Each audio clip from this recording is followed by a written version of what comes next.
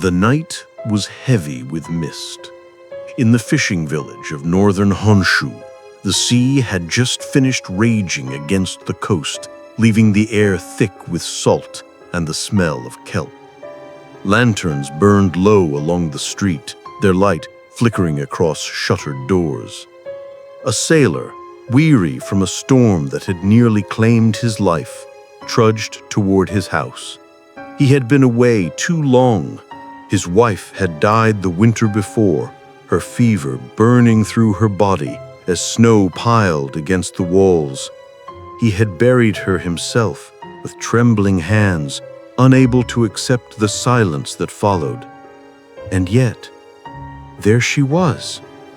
A faint glow leaked from the sliding door of their home. He froze, heart stuttering. Slowly, the door slid open, and in its frame stood a woman draped in a crimson kimono. Her hair spilled black and damp over her shoulders, her skin pale and gleaming in the lantern light. She smiled softly, as though she had never been gone. Her voice, low and sweet, called his name as if from across the veil of memory. The sailor stepped forward. He smelled sake on the air, heard the faint rustle of tatami mats within. She reached out her hand, warm against his salt-cracked fingers. His grief, his loneliness, his endless nights of longing washed away in an instant. He followed her inside, where shadows danced like silk across the walls. At dawn, his neighbors found him collapsed upon the floor. His face was ashen, his lips blue, his skin shriveled as though years had passed in a single night. The room was empty, except for the lingering perfume of camellias and the faint trace of seaweed on the tatami. This was the mark of Hon-onna, the spirit woman who returns from the grave not to love, but to consume. Origins of Hon-onna. The story of Hon-onna belongs to the dark flowering of Japanese folklore known as kaidan, ghost tales whispered in the candlelight of Edo period houses. While her name literally means woman of the house, Hon as in main, true, and onna as woman, her essence lies not in home, but in its violation. She is the woman who returns to the hearth she should never have walked again. She is classified among the onryo, vengeful spirits whose emotions bind them to the world of the living, but Hon-onna is not driven by rage alone. Unlike the blood-stained yurei who shriek curses at faithless husbands, she embodies something subtler and more insidious. Her power lies in longing, in the ache of memory. She returns not as a screaming ghost, but as one thing her victim most wants to see: a wife, a lover, a woman once cherished and lost. First appearances in folklore.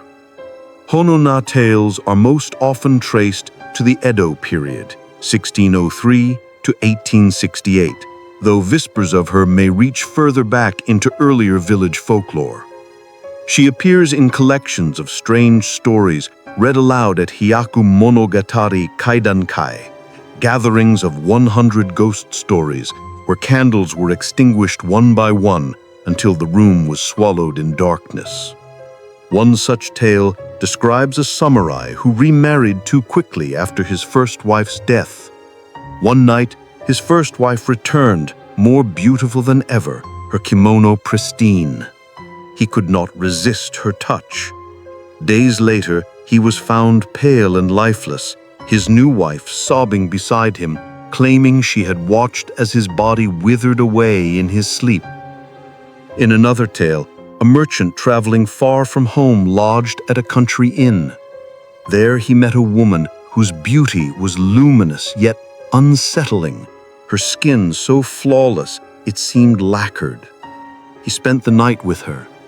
At dawn, the innkeeper found only a shriveled corpse on the futon and the lingering scent of sea brine in the room. These stories are not simply warnings about lust or longing. They are meditations on impermanence, on the dangers of forgetting the boundary between life and death. The geography of her hauntings. Unlike many yokai tied to specific places, bridges, mountains, forests, Hon-onna is tied to the threshold of the home. She emerges where memory is strongest, at doorways, in bedchambers, at the hearth. Yet her presence also spreads into pleasure quarters, where lonely men seek solace among courtesans. Here, Hon-onna appears as the perfect entertainer, the dream of every man's fantasy, only to leave him a husk by dawn. She is equally at home in fishing villages, where the sea takes as much as it gives. Sailors and traders, exhausted by storms and wanderings, are easy prey for her false embrace. In some versions, she rises wet from the ocean itself, hair streaming with brine, her skin fragrant with salt.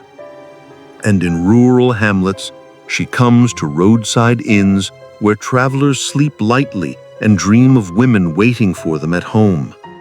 For these men, Hon-onna is a cruel echo, the home they long for, but twisted. Why she endures. The power of Hon-onna's story lies not only in her horror, but in her resonance with human experience. Everyone has known longing. Everyone has wished, if only once, that the dead might return, if only for a night. She is that wish answered and punished. To meet her is to confront the most dangerous desire of all, to believe that love can overcome death. The legend of Hon-onna unsettles precisely because her beauty is undeniable. She is not a grotesque corpse stumbling from the grave, nor a skeleton clattering in the dark. Instead, she arrives cloaked in elegance. Her kimono is immaculate. Her hair gleams like polished ebony. Her posture is that of refinement and grace. In the candlelight of a midnight room, she is perfection itself. Yet, this perfection is the danger. Beauty too perfect. In Edo period aesthetics, beauty was rarely absolute.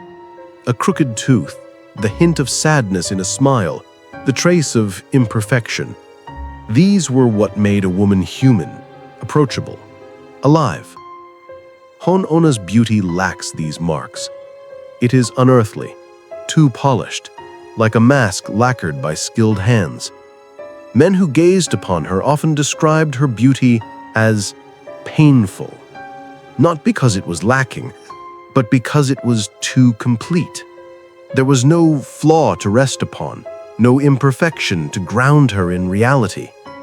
This excess of beauty itself was unsettling, like staring too long at a flawless doll whose eyes never blink. In that flawless surface, men sensed something waiting, something that would consume them. The mask of midnight. Her seduction thrives in darkness. By lamplight or moonlight, Hon-onna seems impossibly alive. Her cheeks glow with warmth, her lips curve with tenderness, her voice is gentle as the sea at low tide. In those hours she is every man's memory of a lost wife, a forbidden lover, or a dream unfulfilled. But with dawn comes revelation. As the first light spills across the tatami, the mask of beauty begins to slip. Her skin grows pallid, her hair damp as though from the grave, her fragrance sweetened with a faint undertone of rot. Some tales describe men waking beside her to see her features half dissolved, her hand skeletal, the corner of her lips revealing bone. It is this duality, the illusion of beauty at night, the revelation of decay at dawn, that defines her power. The aesthetics of Mono no Aware. To the people of Edo Japan, beauty and decay were not opposites, but companions. the falling cherry blossom, the fleeting snowflake, the brief life of the firefly, all were cherished precisely because they vanished. This cultural sensibility, called mono no aware, the pathos of things, infused art, poetry, and love with the awareness that nothing lasts. Hon-onna is the embodiment of mono no aware taken to its extreme. She is the beauty of impermanence personified.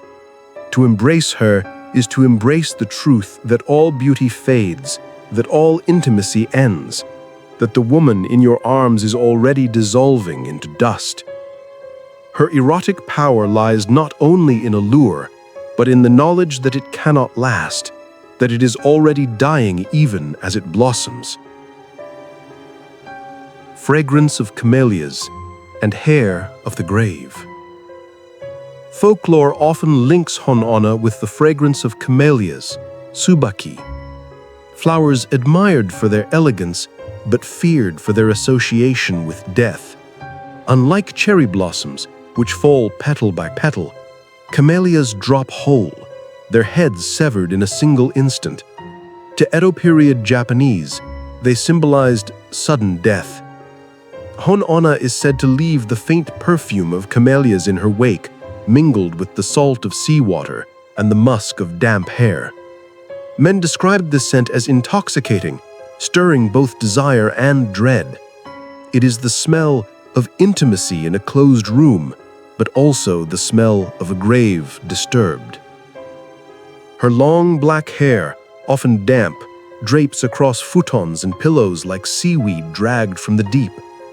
In some tales, men awake entangled in it, struggling as though drowning on dry land.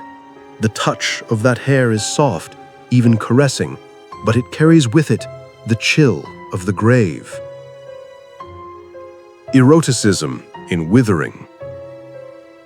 What makes Hon-onna so disturbing is not just her beauty, but the way that beauty is intertwined with death. She does not seduce in spite of her decay. She seduces because of it. To hold her in the dark is to feel warmth, softness, life. To see her in the morning is to realize that what felt alive was already dissolving. This revelation deepens rather than diminish her power. For some men in the stories, the horror of that moment was inseparable from the thrill of it. They were not only destroyed, they were enthralled. This is the paradox of her eroticism. She is both the comfort of reunion and the promise of annihilation. Her embrace soothes loneliness even as it steals vitality. Her kiss feels tender even as it drains breath. Beauty as betrayal. Hon-onna embodies the fear that beauty itself may be a trap, that what seems most desirable may conceal what is most destructive. She is the warning written into flesh that desire must always reckon with mortality. Every gesture of hers, the softness of a glance, the caress of her hand, the sweetness of her voice, leads not toward love, but toward death. And yet, the men of folklore follow willingly, blinded by longing. Why she seduces still. The legend of Hon-onna endures because it expresses a truth that still resonates, that death and desire are inseparable. To love is to risk loss. To desire is to invite grief. Hon-onna personifies this truth, turning it into a ghostly figure who walks among the living. Her eroticism lies not in what she reveals, but in what she conceals, the perfect beauty that hides decay, the promise of intimacy that ends in emptiness. She is the lover returned from the grave, the embrace that cannot be refused, the kiss that lingers even after breath is gone. If Hon-onna horrifies with the revelation of death concealed within beauty, she ensnares her victims through a subtler and far more devastating art, the art of suggestion. She does not lunge from the shadows like a monster. She does not shriek vengeance like an Onryo consumed by rage. Instead, she arrives as comfort, as familiarity, as the gentle return of what was lost. Her seduction is not fire, but warmth, not frenzy, but stillness. She seduces not by force, but by allowing her victim to desire her of his own will. The invitation of silence. The Hon-onna rarely speaks. When she does, it is in the softest tones, a greeting at the door, a whisper of a name, a murmur of welcome. Her silence is not emptiness, but invitation.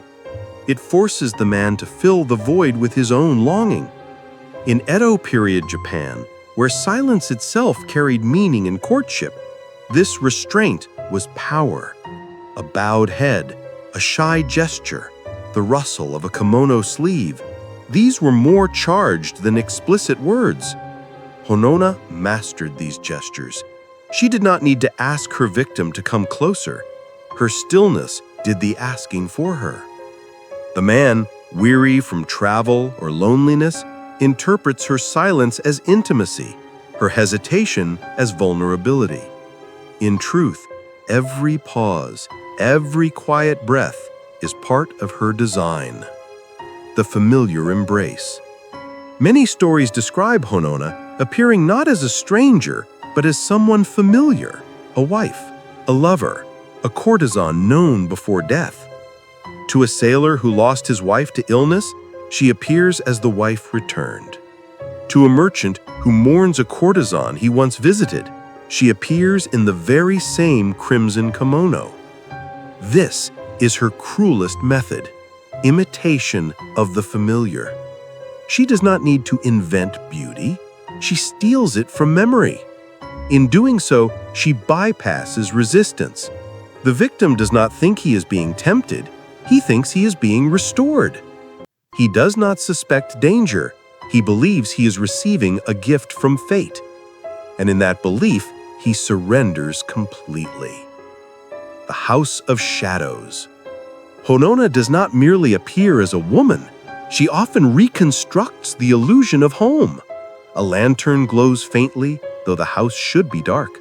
The smell of rice and sake drifts from within. Tatami mats are laid out, warm as if freshly prepared.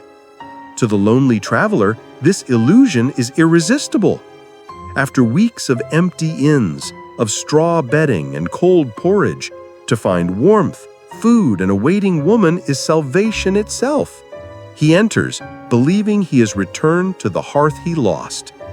But the house itself is a mask. By dawn, it is often gone. Neighbors later swear the house was abandoned, or burned, or never existed at all. What the victim entered was not a home, but a dream spun from longing, a stage on which Hon-onna performs her seduction. Gestures of care. Unlike other yokai, who seduce through overt eroticism, Hon-onna often begins with care. She pours sake into the man's cup, her hands graceful and sure. She lays out futon and pillows, smoothing them with a tenderness that recalls a wife. She adjusts his robe, unties his sandals, wipes the salt from his brow. These acts of quiet service, deeply ingrained in the ideal of feminine devotion in Edo culture, are more seductive than touch, for in them lies intimacy, not of the body first, but of the heart. To the weary and the grieving, such care is irresistible. And when at last she leans close, her hair brushing his cheek, her lips curving in a smile, he does not resist. He cannot, for he has already given himself long before the kiss arrives. The illusion of tenderness. In some tales, Hon-onna does not rush into the bedchamber. She lingers, sitting at a man's side, listening to his woes, stroking his hand. She hums lullabies that his mother once sang, or repeats phrases once spoken by his wife. Her tenderness is perfect, too perfect. She never interrupts, never falters, never fails to provide the comfort he seeks. She is not a woman of flesh, with her own flaws and weariness. She is a ghost, shaped by his need. That is why her seduction works. She becomes exactly what the man most longs for. She reflects his hunger back at him until he cannot distinguish her from his own desire. The patience of death. Unlike lustful spirits who consume quickly, Hon-onna is patient. She does not drain all at once. Some tales describe men who spent not one night, but several with her, each night feeling more drained, but more entranced. Her patience is dominance. She does not chase, she waits. She knows her victim will return night after night until he cannot rise from the futon. His life slips away not in a single violent encounter, but in a slow surrender, disguised as affection. Betrayal at dawn. The climax of her seduction comes with the dawn. For in the lamplight she is perfection, but in the sunlight she is betrayal. The man, perhaps still half asleep, reaches for her, and in that instant he feels her hand too cold, too stiff, her skin too smooth. He looks, and the truth is revealed. Her lips are gray, her eyes hollow, her hair damp with the odor of earth or sea. By then, it is too late. He has already given himself, and she has already taken what she came for. A seduction of death itself. What makes Hon-onna uniquely terrifying is that she does not seduce in spite of death. She seduces through death. Her gestures, her silence, her care, her tenderness, all are shadows of death masquerading as life. She offers not passion alone, but reunion with what was lost. She gives the illusion that grief can be undone. And yet in that reunion lies destruction. To follow her is to follow death itself, clothed in silk and perfume. Hon-onna does not wander aimlessly, preying on anyone she happens upon. Like the Noperabo, she chooses carefully, but her selectivity is more intimate, more psychological. Her victims are not random travelers, but men already marked by grief, guilt, or hunger of the heart. To understand who she sought is to understand what she truly was. Not simply a ghost of lust, but the embodiment of longing twisted into doom. The lonely sailor. The most common victim of Hon-onna is the sailor. In the coastal villages of northern Honshu and along the inland sea, tales abound of fishermen and traders who returned late at night only to encounter a woman waiting at the door of a house long abandoned. These men lived with the sea as both lover and executioner.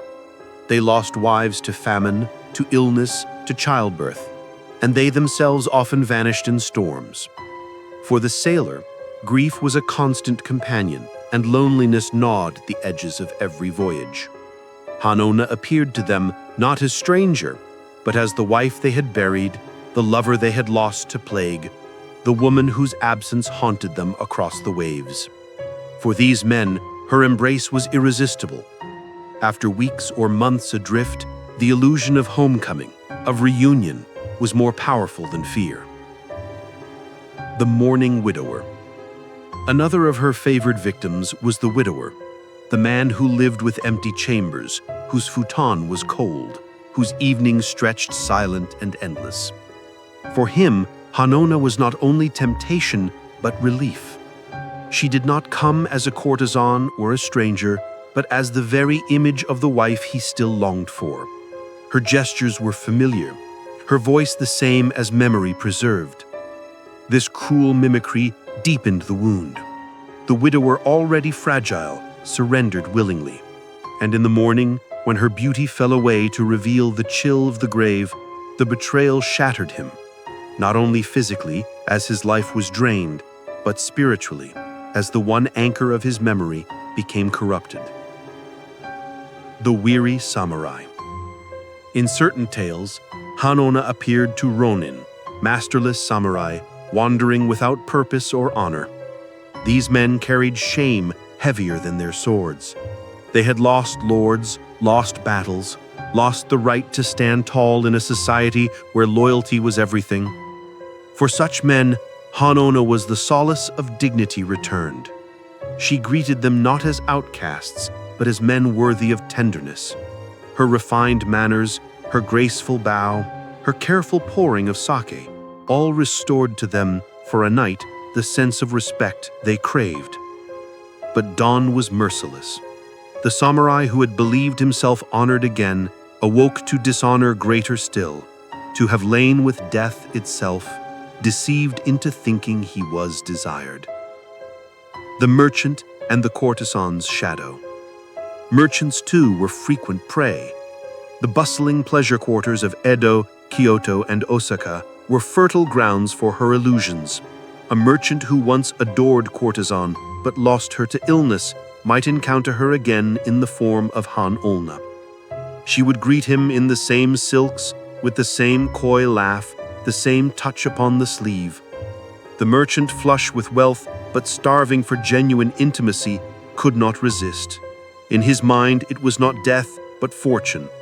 The return of the courtesan he believed fate had stolen. By dawn, he would be a husk, his wealth meaningless, his desires punished. The story served as a warning that money cannot purchase the return of the dead, nor can it shield against the illusions of longing. The wandering monk. Even men of faith were not immune. Some versions of Hon-onna tales describe wandering monks who encountered her at village gates or roadside inns. She would appear as a woman in distress, pleading softly for warmth or food. The monk, bound by vows of compassion, would invite her in. Only later, as dawn broke, did he see her face hollowed, her body half-rotted, her breath stealing his life. For monks, the tale carried heavier symbolism. In Buddhism, attachment and desire are seen as the roots of suffering. To encounter Hon-onna was to confront attachment in its most dangerous form, the inability to let go of the dead. For the monk who faltered, her punishment was not only death, but proof of spiritual weakness. Why these victims? The pattern is clear. Hon-onna preyed on those whose hearts were already fractured. The sailor who longed for home, the widower who ached for his wife, the samurai who mourned his honor, the merchant who missed his courtesan, the monk who wrestled with desire beneath vows of detachment. She was not interested in the strong, the content, the whole. She sought out those with emptiness inside them, because emptiness is easy to fill with illusion. The symbolic lesson. These victim types reflect a cultural warning. Hon-onna is not simply a predator, she is a mirror. She reveals the danger of clinging to grief, of allowing longing to overwhelm reason. Each victim is undone not by her alone, but by what he carries within himself: loneliness, shame, yearning, guilt. Hon-onna only amplifies what is already there, drawing it out until it consumes. The cruelty of selection. What makes her most terrifying is the intimacy of her choices. Unlike demons who kill indiscriminately, she chooses carefully, deliberately, almost tenderly. She is the spirit who knows your heart's weakness better than you do. To meet her is to realize that death has studied you, learned your desires, and returned not as a stranger, but as the one you most wish to see. And in that realization lies the deepest horror, that love itself can be the weapon that destroys you. Hon-onna's embrace is not sudden violence. Unlike the vengeful spirits who shriek and claw, her consummation is quiet, drawn out, almost tender. That is what makes her so terrifying. The man does not realize he is being destroyed until it is far too late. Her touch, her kiss, her closeness, they are all soothing, familiar, even healing. But what they take from him is life itself. The kiss of exhaustion. In Edo period folktales, Hon-onna's touch is often described as warm at first, even intoxicating. The man, weary from travel or loneliness, feels comfort seep into his bones. Her lips, soft, sweet with the faint taste of sake, press against his. For a moment, he believes he has returned to love, that death itself has been reversed. But then the warmth deepens into a weight. His chest grows heavy, his breath shallow. Each kiss, each caress drains something invisible, not blood, not flesh, but vitality. He grows weak without pain, without wounds.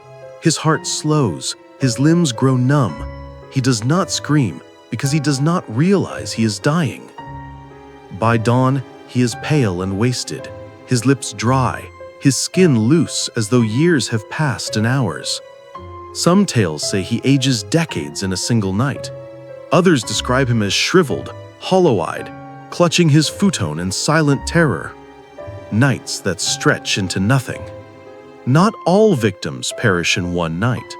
Some tales describe men who lived for several encounters, returning night after night to the spectral embrace. At first, they awaken only slightly tired, chalking it up to sake or poor sleep.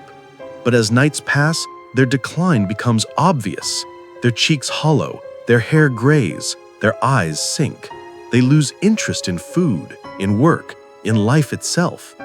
Yet still they go, compelled to return, enslaved by the illusion of love restored.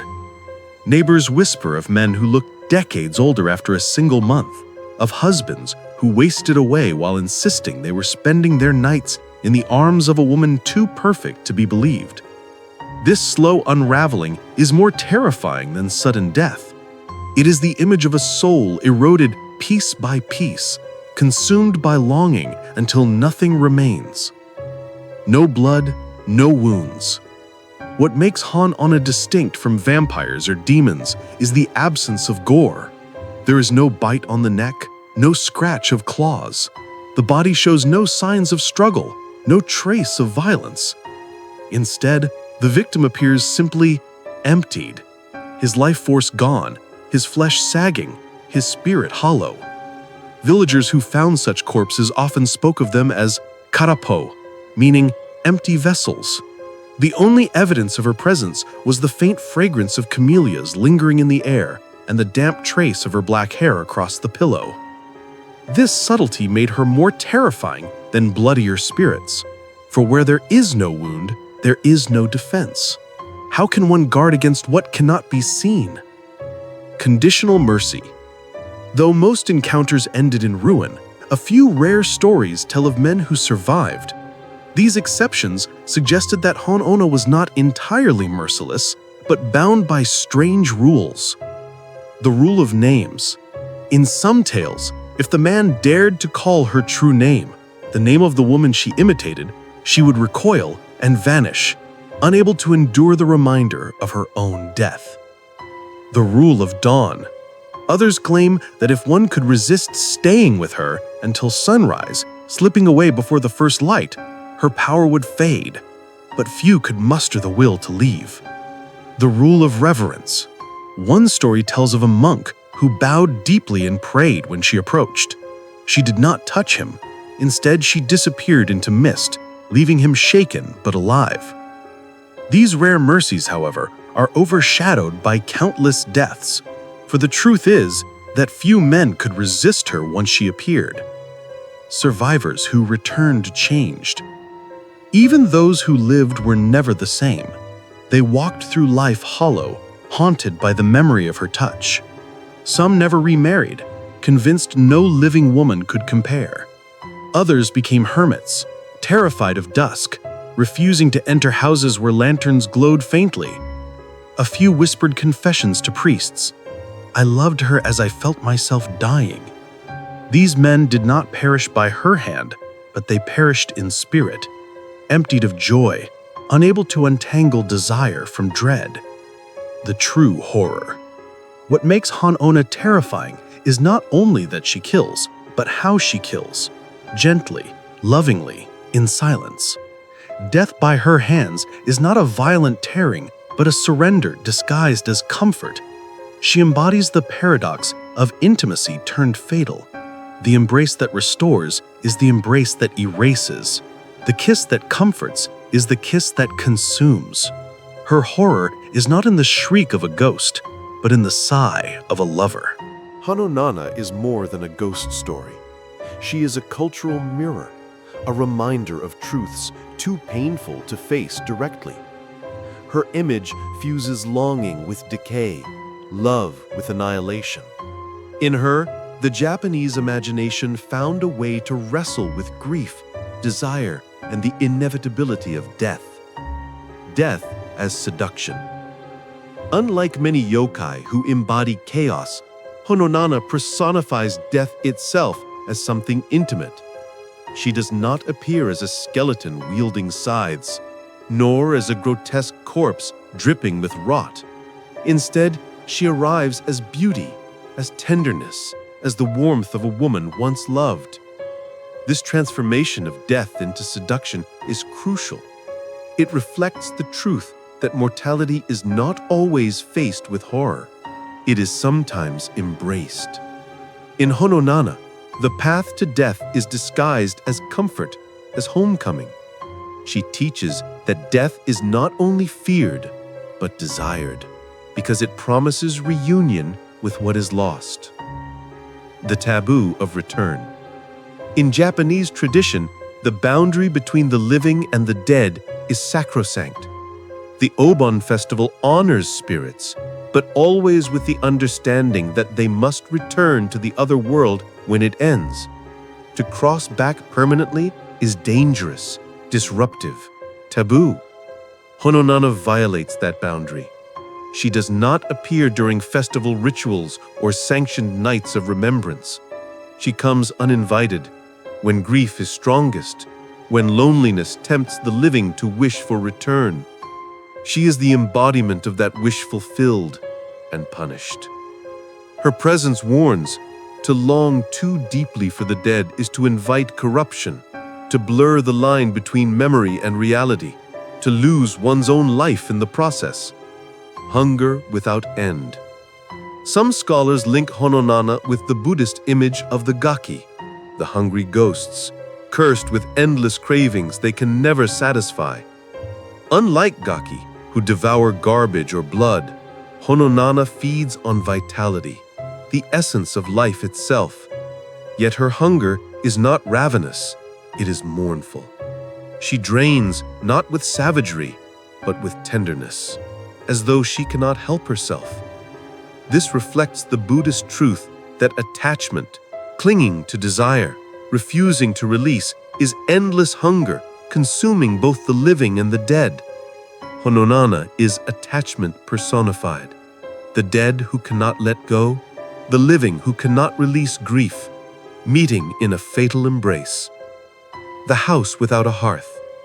In many tales, Hon-onna creates the illusion of a home, lanterns glowing, tatami warm, sake poured.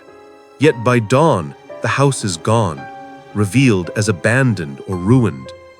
This imagery resonates deeply with the Japanese sense of domestic space as sacred. The home was the seat of stability, of continuity across generations. To find it haunted, or worse, revealed as illusion, was a profound violation. Hon-onna transforms the house into a stage for emptiness, showing that even the most intimate places can betray. Her presence is not simply supernatural, it is existential. She reveals that the hearth itself, the heart of family and continuity, can become hollow. Punishment and moral lesson. Folk tales often carried moral weight. Hon-onna's victims, sailors, merchants, samurai, monks, are not random. They are men weakened by longing, lust, or pride. By falling to her embrace, they illustrate cultural lessons. The sailor, punished for wishing the dead could return. The widower, punished for clinging too tightly to grief. The merchant, punished for trying to buy back intimacy. The samurai, punished for seeking honor in a ghost's caress. The monk, punished for breaking detachment with desire. In this sense, Hon-onna is not merely a destroyer, she is a teacher. She demonstrates that desire, unchecked leads to ruin, that to love too deeply without accepting impermanence is to invite death. Femininity as mystery and threat. Hon-onna also reflects the historical perception of femininity as mysterious, alluring, and potentially dangerous. In Edo society, women were idealized as caretakers, companions, and entertainers.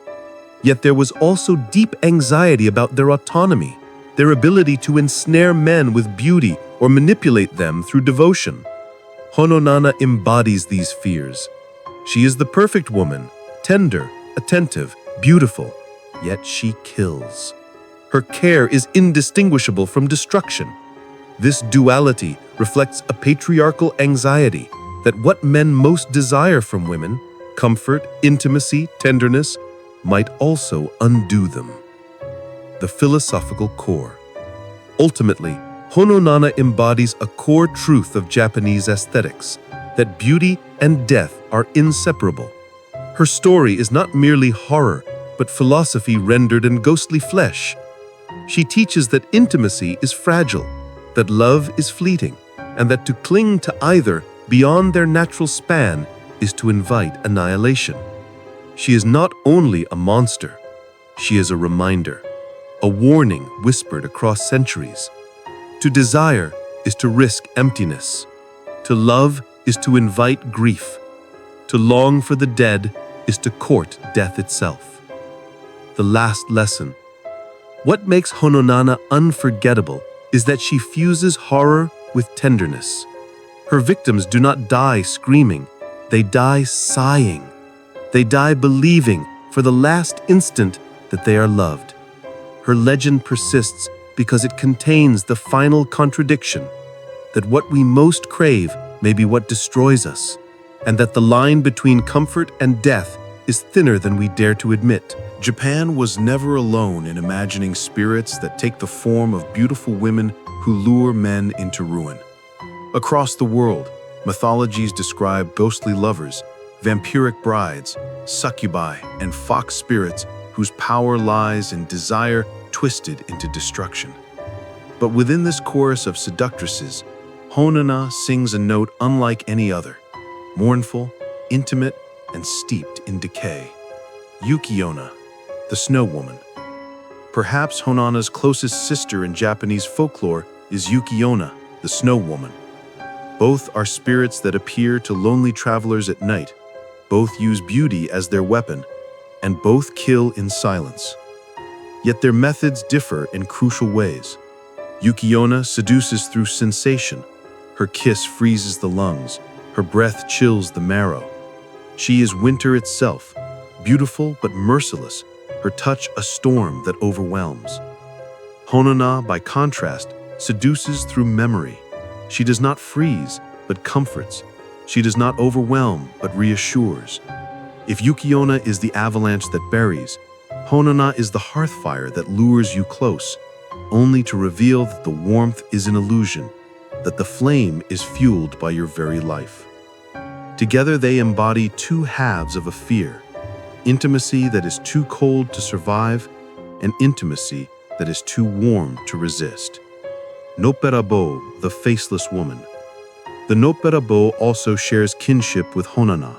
Both prey on intimacy, both subvert expectation. The faceless woman draws men in with subtle allure, only to erase her features at the moment of closeness. She horrifies through emptiness, through the void revealed. Hon-onna horrifies through the opposite, not emptiness, but excess. She provides too much tenderness, too much familiarity, too much perfection. The betrayal comes not from absence, but from the realization that perfection itself is the mask of death. If the Nopperabo says, "You loved nothing at all," then Hon-onna says, "You loved what was already dead." Succubi, demons of the West. In Western folklore, the succubus plays a similar role, a female demon who visits men in their dreams, draining their vitality through carnal pleasure. The succubus represents lust without restraint, seduction without subtlety. Her allure is overt, shameless, raw. Hon-onna could not be more different. She rarely tempts with overt lust. Her power is quieter, clothed in affection and tenderness. Where the succubus feeds on indulgence, Hon-onna feeds on grief. Where the succubus attacks the body through pleasure, Hon-onna attacks the soul through longing. This cultural difference reveals two fears. In the West, fear of excessive lust. In Japan, fear of excessive attachment. Fox spirits: kitsune, huli-jing, and kumiho. Across East Asia, fox spirits are legendary seductresses. The kitsune of Japan, the huli-jing of China, and the kumiho of Korea often appear as beautiful women who ensnare men, feeding on their life force. But while fox spirits deceive by hiding their animal nature, tails, fur, and vulpine features, Hon-onna deceives by hiding her decay. The foxwoman's terror lies in betrayal. What you thought was human is beast. Hon-onna's terror lies in revelation. What you thought was life is already death. If the fox spirit warns you were tricked by an animal's disguise, Hon-onna warns you were undone by your own grief. The Vampiric Bride. In Eastern Europe, tales of the Vampiric Bride echo similar themes. A woman of unearthly beauty who lures men only to drain them of blood. These brides often represent sexuality weaponized, intimacy turned predatory. Hon-onna parallels them, but with a distinctive difference. She does not draw blood. She leaves no wounds. Her victims waste away without a mark. Her weapon is not the bite, but the kiss that seems gentle, the caress that feels comforting. Where the vampire is violent, Hon-onna is tender. Her cruelty lies in humiliation, the realization that what seemed like love was consumption, that the comfort of reunion was the hand of death. Why Hon-onna stands apart. Placed beside her sisters in myth, Hon-onna's uniqueness becomes clear. Yuki-onna terrifies with cold. Noperabo terrifies with emptiness. Succubi terrify with lust. Fox spirits terrify with animal betrayal. Vampiric brides terrify with predation. But Hon-onna terrifies with tenderness. She is not storm, nor void, nor beast, nor lust. She is the echo of intimacy itself, twisted into a trap. Her seduction is not alien, it is familiar. It is the comfort of a wife returned, the warmth of a lover restored, the kindness of a home remembered. And that familiarity is precisely what makes her so dangerous. The sweetness of death. The lesson embedded in Hon-onna's legend is perhaps the most unsettling of all, that death may not come as a monster, but as sweetness, that ruin may arrive not with a scream, but with a smile. In this she surpasses her counterparts, for while others horrify through exaggeration, through cold, lust, or violence, Hon-onna horrifies through recognition. She reminds us that the line between comfort and destruction is perilously thin, and that what we most crave may be what finally consumes us. Legends do not die. They change, they adapt, and they find new forms in each generation. Hon-onna, the woman who returns from the grave to consume through tenderness, has never vanished. Her story, once whispered in the lantern-lit nights of Edo, now glows across pages, screens, and digital shadows. And though centuries have passed, her allure and terror remain intact, perhaps stronger than ever. Hon-onna in literature. The Edo period gave rise to countless kaidan collections, where Hon-onna appeared as one of many spectral figures. But in later centuries, writers of modern Japan rediscovered her, fascinated by her paradoxical blend of beauty and decay. In Meiji-era ghost story anthologies, she was recast as a warning against modern indulgence, appearing to men who sought pleasure in the rapidly growing cities of Tokyo and Osaka. To these audiences, she represented nostalgia weaponized. The old, traditional woman returned to haunt a new industrial age. Western scholars of Japanese folklore, such as Lafcadio Hearn, touched briefly on figures resembling her, though she never achieved the international fame of Yuki-onna. Still, within Japan, she became a recurrent symbol in horror literature, a shorthand for intimacy that conceals ruin. Cinema and the era of J-horror. When Japanese horror cinema blossomed in the 20th century, Hon-onna found a new stage. In early kaidan eiga, ghost story films of the 1950s to 60s, she appeared in anthologies, a beautiful woman who lured men to bed only to reveal her rotting visage at dawn. These films often lingered on the contrast, soft candlelight at night, shocking decay in the morning. During the J-horror boom of the 1990s and 2000s, her influence was unmistakable. Though Sadako of Ringu and Kayako of Ju-on became more famous, echoes of Hon-onna were present in faceless brides, ghostly women who drained vitality, and apparitions waiting at doorways with unnatural stillness. Directors used her motif because her horror is subtle. She doesn't scream or leap, she waits. And modern audiences, immersed in urban loneliness, found her silence more terrifying than gore. Hon-onna in anime and manga. Visual storytelling has kept her alive as well. In yokai-focused manga like Gegege no Kitaro, she appears as a tragic yet dangerous figure, blending with the pantheon of Japan's ghostly women. Horror manga artists, particularly Junji Ito, echo her essence in faceless lovers, women whose beauty conceals rot, and intimate moments turned grotesque. In anime, though rarely named outright, her image surfaces in episodes where a lost wife or lover returns only to reveal monstrous truth. The trope of the beautiful woman who should not be alive owes much to Hon-onna. The urban legend era. With the rise of the internet, Hon-onna slipped into creepypasta and urban legends. Modern storytellers frame her not in tatami rooms, but in apartments, subways, or love hotels. The details change. The glow of lanterns becomes the flicker of neon. The smell of camellias becomes perfume lingering in elevators. But the core remains the same.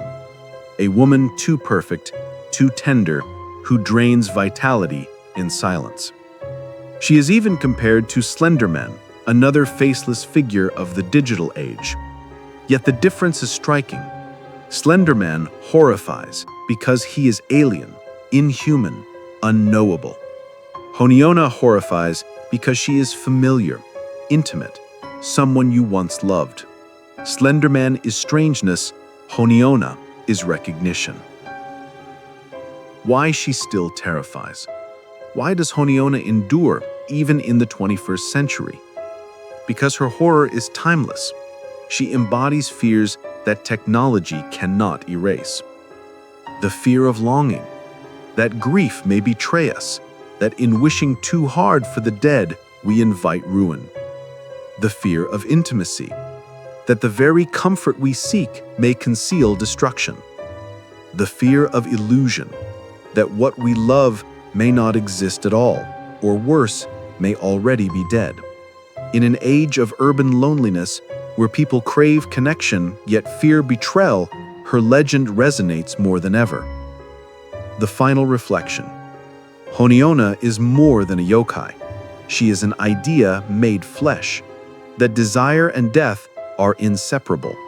She is the kiss that comforts and consumes, the wife returned from the grave, the hearthfire that lures only to leave ashes. Her story teaches that the dead must remain dead, that longing must find release, and that love, no matter how deep, cannot overcome impermanence. But she also whispers a more dangerous truth, that sometimes, even knowing all this, we would still follow her inside. And that is why her legend endures, because every human heart at some point has wished for one more night with the one who is gone. Hon-onna is that wish answered, and that answer is death.